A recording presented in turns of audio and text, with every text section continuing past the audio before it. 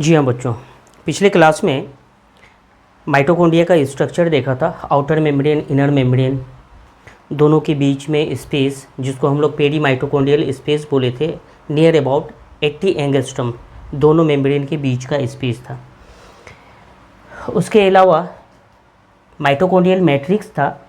Mitochondrial matrix actually उसमें बहुत सारे कंपोनेंट एलिमेंट्स होते हैं, आगे हम लोग देखेंगे। तो माइटोकॉन्ड्रिया के पूरे कंपोनेंट को अगर देखें, माइटोकॉन्ड्रिया क्या क्या चीज़ों से बना है, आउटर मेम्ब्रेन, इनर मेम्ब्रेन, अंदर में मैट्रिक्स जिसको हम लोग माइटोकॉन्ड्रियल मैट्रिक्स बोलते हैं। आउटर मेम्ब्रेन तो स्मूथ होता है, इनर मेम्ब्रेन क्या होती है, अंदर की तरफ इनवेजिनेट होता है, फोल्डिंग इनसाइड होता है। माइटोकॉन्ड्रिया का इनर मेम्ब्रेन अंदर की तरफ धसा होता है, ये माइटोकॉन्ड्रिया होगा। तो माइटोकॉन्ड्रिया का इनर मेम्ब्रेन अंदर की तरफ इस तरह से क्या होती है, इनवेजिनेट होता है। इस तरह से क्या होती है, अंदर की तरफ धसा होता है, इनवेजिनेशन होती है। और इसी इनर मेम्ब्रेन में इस तरह से एलिमेंट्री पार्टिकल्स होती है जिसको ऑक्सीजोम बोलते हैं, मिलियंस में होता है। इसके अंदर इस तरह से लिक्विड सब्सटेंस होती है जिसको माइटोकॉन्ड्रियल मैट्रिक्स बोलते हैं। पिछले क्लास में ये सारे बातों को हम लोग कह चुके थे। आउटर मेम्ब्रेन, इनर मेम्ब्रेन दोनों को हम लोग क्या बोलते हैं, माइटोकॉन्ड्रियल इन्वेलप बोलते हैं। तो आज हम लोग माइटोकॉन्ड्रिया के इन्वेलप को, दैट मीन्स बाउंड्री वॉल को मेंशन करेंगे। पूरी लेक्चर को ध्यान से देखेंगे। इन्वेलप ये जो है आउटर मेम्ब्रेन है, इनर मेम्ब्रेन है, दोनों के बीच स्पेस है। तो दोनों मेम्ब्रेन को जो कि बाउंड्री वॉल है, आउटर मेम्ब्रेन तो स्मूथ है बट इनर मेम्ब्रेन क्या है, अंदर की तरफ धसा हुआ है। इस धसा हुआ पार्ट को फोल्डिंग इनसाइड जिसको बोलते हैं, इनवेजिनेशन है ना, इनवेजिनेशन, इनसाइड फोल्डिंग है, इसको बोलते हैं इनवेजिनेशन। और इस इनवेजिनेशन को यानी कि इस स्ट्रक्चर को, ये आउटर मेम्ब्रेन और ये इनर मेम्ब्रेन, इस धसे हुए पार्ट को क्या बोला जाता है, क्रिस्टी बोला जाता है। क्या बोला जाता है, क्रिस्टी बोला जाता है। इसी क्रिस्टी में ये रेड कलर से जो मैंने एलिमेंट्री पार्टिकल्स को दिखाया, ये ऑक्सीजोम है। क्या है, ऑक्सीजोम है, ऑक्सीजोम एलिमेंट्री पार्टिकल्स, यहीं पे एटीपी फॉर्मेशन होता है। तो हम लोग आज के क्लास में देखेंगे आउटर मेम्ब्रेन, इनर मेम्ब्रेन, जिसको हम लोग क्या बोलते हैं, इन्वेलप बोलते हैं, बाउंड्री वॉल बोलते हैं।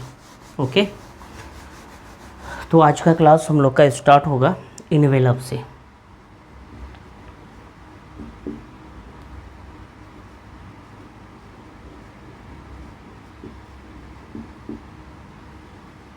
ये इन्वेलप यूनिट मेम्ब्रेन, जो कि outer membrane, inner membrane, unit membrane बोलते हैं, यह बना होता है लिपिड और प्रोटीन का, लिपोप्रोटीनेसियस होता है, 2 इन नंबर्स होता है यूनिट मेम्ब्रेन। या फिर कह सकते हैं ये जो यूनिट मेम्ब्रेन है, मेड अप ऑफ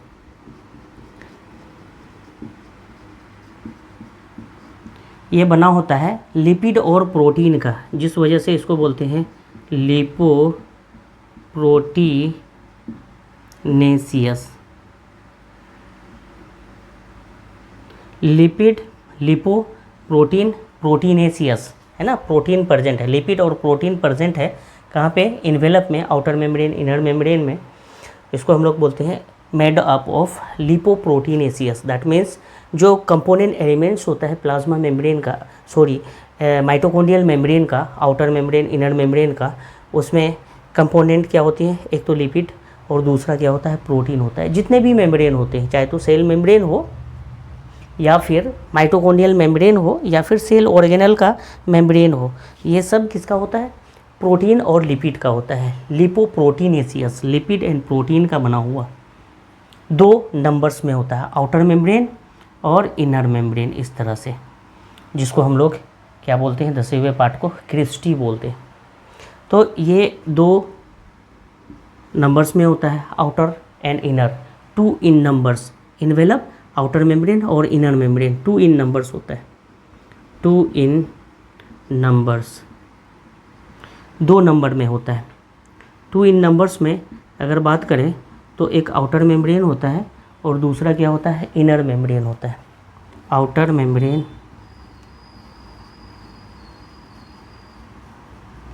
और दूसरा जो होता है इनर मेम्ब्रेन।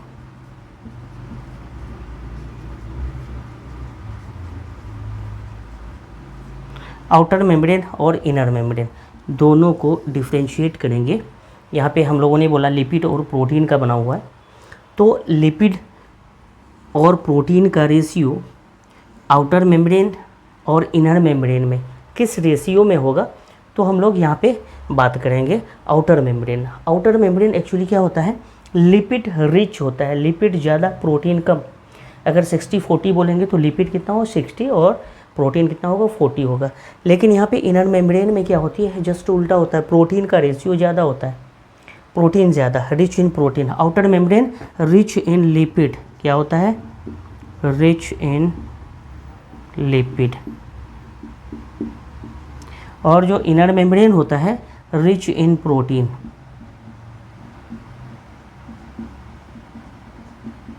रिच किसका होता है, प्रोटीन रिच होती है। इसको याद रखने के लिए हम लोगों ने एक कोड बनाया था, पीलो। Outer membrane rich in lipid, inner membrane rich in protein, पीलो, है ना। Outer membrane rich in lipid और inner membrane rich in protein, पीलो, है ना। Outer membrane rich in lipid और inner membrane rich in protein, ये याद रखेंगे। अच्छा, कोई भी मेम्ब्रेन है अगर लिपिड ज़्यादा है तो फ्रीली परमेएबल होता है, और अगर प्रोटीन ज़्यादा है मेम्ब्रेन में तो वहाँ पे सिलेक्शन होती है, सिलेक्टिव परमेएबल होता है। जब लिपिड रिच है, ज़्यादा है, तो ये क्या होगा, जनरली फ्रीली परमेएबल होगा, फ्रीली परमेएबल। और जहाँ पे प्रोटीन मेम्ब्रेन में ज़्यादा होगा वो क्या होगा, जनरली क्या होगा, सेलेक्टिव परमेएबल होगा,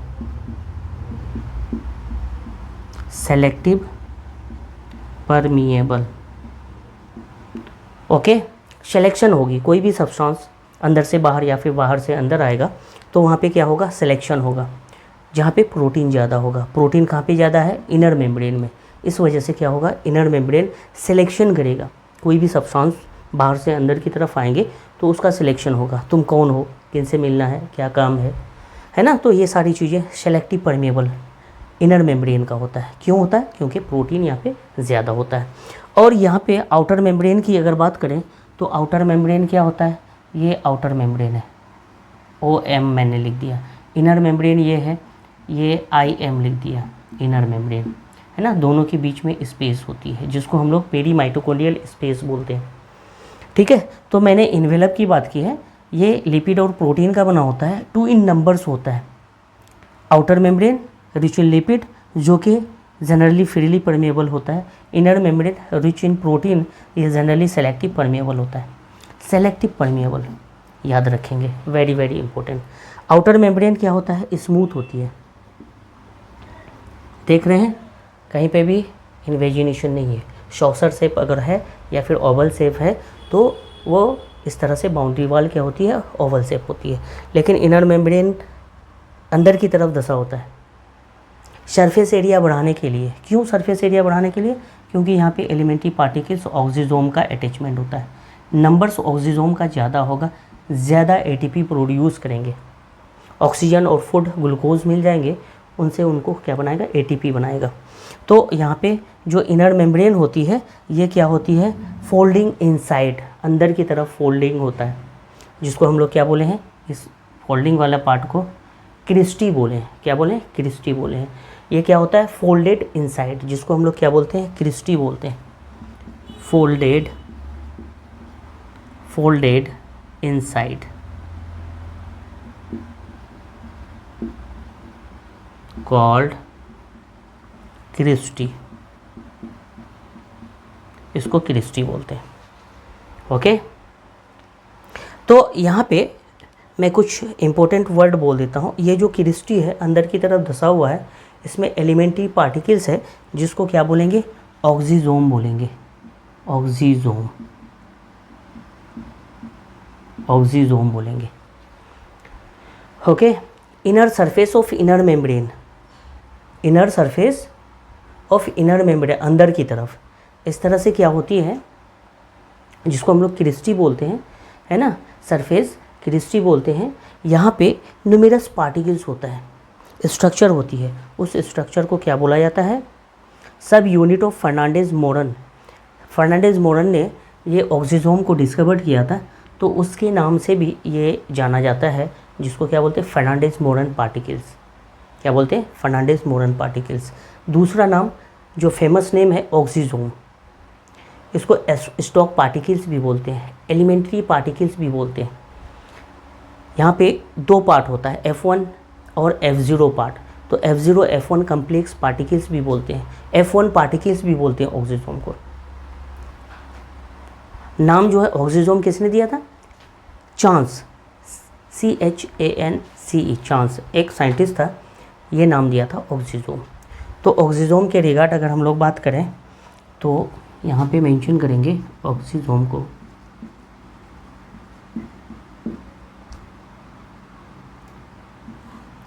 ऑक्सीजोम टर्म किसने दिया था? नाम किसने दिया था? Term given by chance, CHANCE, chance, luck by chance, oxysome है ना। टर्म, नाम किसने दिया था? चांस ने दिया था। ये जो चांस ने क्या कहा, ये जो ऑक्सीजोम है ये इनर मेम्ब्रेन में अंदर की तरफ क्या होती है? यूनिफॉर्मली डिस्ट्रीब्यूटेड होता है। क्या होती है? यूनिफॉर्मली ये डिस्ट्रीब्यूशन इसका होता है। लिखेंगे एक वर्ड, ऑक्सीजोम यूनिफॉर्मली डिस्ट्रीब्यूटेड, है ना, on the inner surface of inner membrane. उसके अलावा ये कहाँ पे होती है? On the surface of Christie,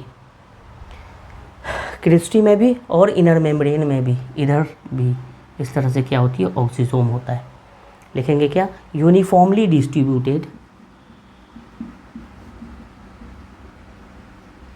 uniformly distributed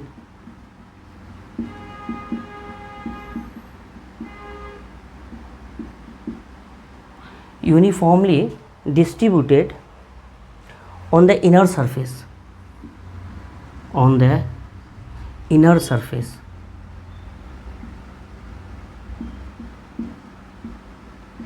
इसके साथ साथ क्रिस्टी वाला पार्ट में भी ये प्रेजेंट होता है।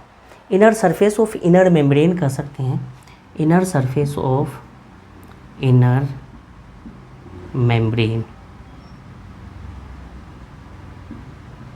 इसके साथ साथ मैं प्लस कर देता हूँ, इसके साथ साथ on the surface of cristae, on the surface of cristae, cristae में भी और इनर मेम्ब्रेन में भी अंदर साइड में ये यूनिफॉर्मली डिस्ट्रीब्यूटेड होता है।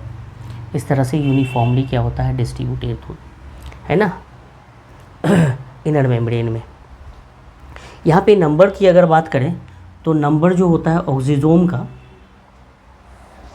ऑक्सीजोम का नंबर एक क्रिस्टी में 10⁴ to 10⁵ इन नंबर्स होता है। Number on each cristae, number on each cristae क्या होती है? 10⁴ to 10⁵ इन नंबर्स होती है।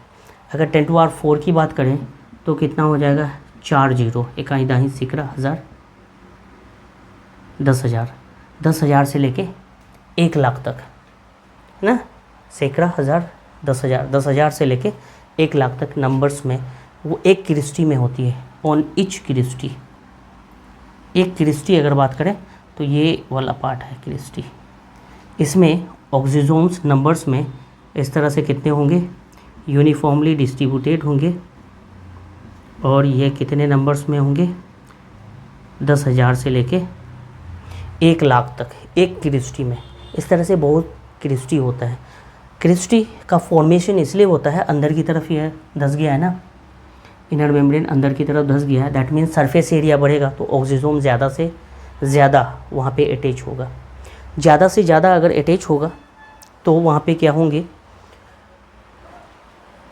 एटीपी का फॉर्मेशन ज़्यादा से ज़्यादा होगा। ईटीएस या फिर इलेक्ट्रॉन ट्रांसपोर्ट चैन या फिर इलेक्ट्रॉन ट्रांसपोर्ट सिस्टम इसी ऑक्सीजोम में होता है। एटीपी का फॉर्मेशन होता है। अच्छा, टू ऑक्सीजोम, एक ऑक्सीजोम है दूसरा ऑक्सीजोम है, दोनों के बीच की डिस्टेंस की अगर बात करें तो यहाँ पे डिस्टेंस कितना होता है, 100 एंगस्ट्रॉम होता है। Two oxysome separated by, two oxysome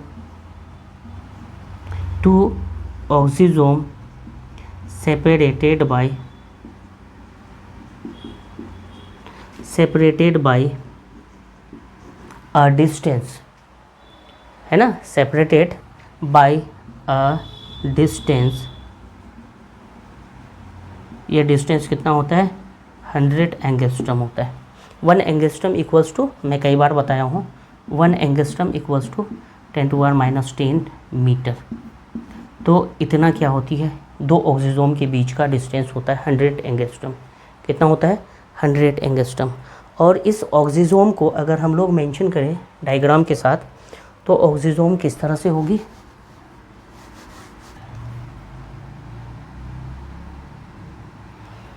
यहाँ पे देखो, ये जो ऑक्सीजोम है, ये ऑक्सीजोम इस तरह से स्ट्रक्चर इसका होता है, हेड, उसके बाद ये नेक टाइप से होता है और फिर बेस होता है।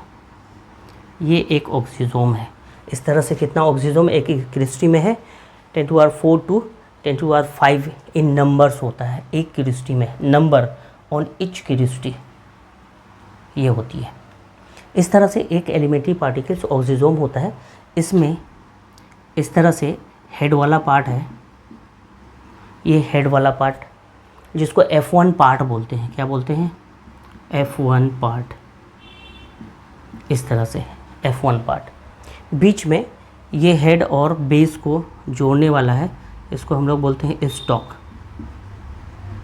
स्टॉक नेक लाइक स्ट्रक्चर है और बेस यहाँ पे नीचे की तरफ है, बेस, ये बेस है। इसको F0 पार्ट बोलते हैं। क्या बोलते हैं, F0 पार्ट। इस तरह से दो पार्ट है, F0 F1 पार्ट। इसी वजह से ऑक्सीजोम को F1 F0 पार्टिकल्स भी बोलते हैं। क्या बोलते हैं, F0 F1 पार्टिकल्स भी बोलते हैं।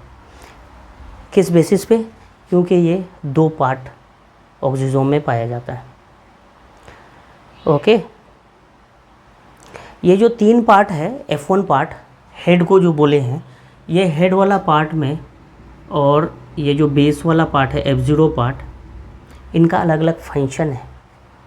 F1 पार्ट जो हेड में है, यहाँ पे एटीपेज होता है, एक एंजाइम्स होती है एटीपी बनाने वाला, इसको बोलते हैं एटीपेज।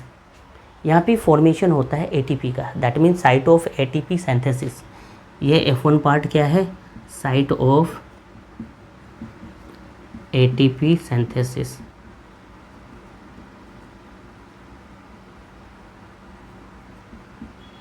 यहाँ वो जगह है जहाँ पे एटीपी बनता है, एटीपेज एंजाइम्स। कहाँ पे, हेड वाला पार्ट में होता है। इस तरह से हेड वाला पार्ट में क्या होता है, एटीपेज एंजाइम्स होती है, एटीपेज एंजाइम, ये एटीपी सिंथेसिस करता है। और एटीपी सिंथेसिस प्रोसेस को हम लोग क्या बोलते हैं, फॉस्फोराइलेशन। ऑक्सीजन के प्रेजेंस में माइटोकॉन्ड्रिया, तो ऑक्सीजन के प्रेजेंस में एटीपी अगर बनेगा तो उसको बोलेंगे ऑक्सीडेटिव फॉस्फोराइलेशन। ओके, ये जो बीच वाला पार्ट है जिसको स्टॉक बोलते हैं, ये कनेक्टिंग लिंक है, हेड को बेस के साथ कनेक्ट करता है। और जो बेस वाला पार्ट है, बेस वाला पार्ट जिसको हम लोग F0 पार्ट बोलते हैं, ये F0 part actually location of ETS होता है। ये क्या होता है, location of ETS, location of electron transport system, या फिर इसको बोलते हैं इलेक्ट्रॉन ट्रांसपोर्ट चेन, ETS या फिर ETC। इस तरह से इलेक्ट्रॉन ट्रांसपोर्ट सिस्टम या फिर इलेक्ट्रॉन ट्रांसपोर्ट चेन, ये साइट होता है, ये लोकेशन होता है बेस वाला पार्ट। क्या होता है, बेस वाला पार्ट, लोकेशन ऑफ ETS, जहाँ पे ये प्रोटॉन चैनलाइज होता है, टनल का काम करता है। ये प्रोटॉन को इस तरह से चैनलाइज करता है। ये अंदर की साइड में है, यहाँ पे प्रोटॉन ज़्यादा हो जाता है H+ आयन, तो ये इसी पार्ट से बाहर की तरफ मूव करता है, बाहर तो नहीं बल्कि मैट्रिक्स की तरफ ये मूव करता है ना। तो F0 F1 पार्ट के अंदर इस तरह से यहाँ से एंट्री करती है, प्रोटॉन इधर जाती है। ओके, तो ये बेस वाला पार्ट क्या है, प्रोटॉन चैनल का काम करता है। Acts as proton channel, proton channel, ये प्रोटॉन चैनल का काम करता है। और टनल, टनल का काम करता है। ओके, अब यहाँ पे जो इन्वेलप के बाद बात करेंगे माइटोकॉन्ड्रियल मैट्रिक्स का। तो माइटोकॉन्ड्रियल मैट्रिक्स, ये माइटोकॉन्ड्रिया है, इनर मेम्ब्रेन, और अंदर में जो ये लिक्विड सब्सटेंस है ये क्या होता है, माइटोकॉन्ड्रियल मैट्रिक्स। ये क्या है, माइटोकॉन्ड्रियल मैट्रिक्स।